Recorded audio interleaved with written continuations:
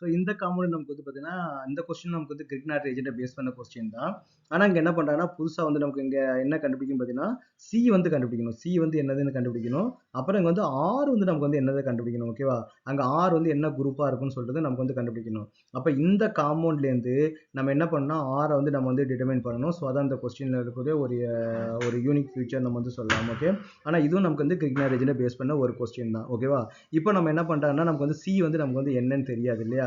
அப்போ நமக்கு ஃபர்ஸ்ட் நம்ம என்ன பண்ணுறோம், ஆர்பிஆர் வந்து இருக்குது. ஆர்பிஆர் நமக்கு வந்து எம்ஜி கூட ரியாக்ட் பண்ணும்போது நம்ம முன்னாடி சொன்ன மாதிரி நமக்கு என்ன கிடைக்கும், கிரிக்னாட் ரீஜன் வந்து நமக்கு கிடைக்கும். அப்போ ஆர்எம்ஜிபிஆர் வந்து நமக்கு வந்து கிடைக்கும். ஓகேவா?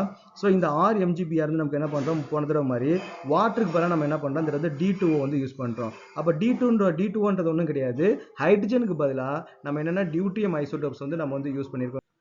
இதை நம்ம வந்து பார்த்தீங்கன்னா ஹெவி வாட்டர் அப்படின்னு சொல்லுவோம். ஓகே, அப்போ இதுவும் நமக்கு என்னன்னா வாட்டர் மாதிரி தான் ரியாக்ட் ஆகும். அப்போ இந்த இடத்துல போயிட்டு நமக்கு வந்து ஒரு டி அட்டாச் ஆகும், இந்த இடத்துல வந்து நமக்கு வந்து ஓடி வந்து நமக்கு வந்து அட்டாச் ஆகும். அப்போ நமக்கு என்ன ஆகும் பார்த்தீங்கன்னா ஆர் அண்ட் டி வந்து நமக்கு வந்து ஃபார்ம் ஆகும். ப்ளஸ் நமக்கு என்ன மெக்னீஷியம் இங்கே வந்து பார்த்தீங்கன்னா ஓடி வந்து ஃபார்ம் ஆகும். இங்கே வந்து நமக்கு வந்து பிஆர் வந்து நமக்கு ஃபார்ம் ஆகும் இல்லையா?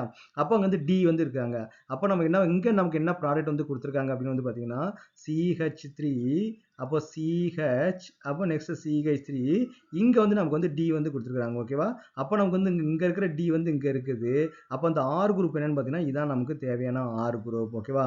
அப்போ ஆர் குரூப் வந்து நமக்கு வந்து என்னது, ஒரு CH குரூப் வந்து இருக்குது.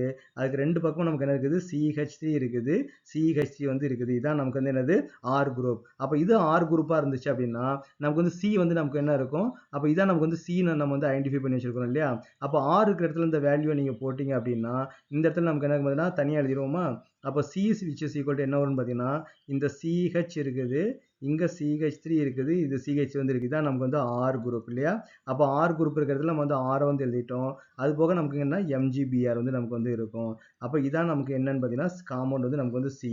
இதான் இந்த ஈக்குவேஷனில் கொடுத்துருக்கிறதுல காம்பவுண்ட் சி வந்து இது, ஆர் குரூப் வந்து இதான் நமக்கு வந்து ஆர் குரூப். அப்போ நம்ம என்ன பண்ணோம்னா இந்த ப்ராடக்ட்லேருந்து நமக்கு வந்து ரியாக்டன் நம்ம கண்டுபிடிக்க தெரியணும், எந்தெந்த குரூப் எங்கே இருக்குன்றதையும் நம்ம வந்து நம்ம தெரியணும். ஸோ இது வந்து பார்த்தீங்கன்னா ஆர்கானிக் கெமிஸ்ட்ரியில் இந்த மாதிரி கொஸ்டின் நமக்கு வந்து நிறைய வந்து கேட்பாங்க.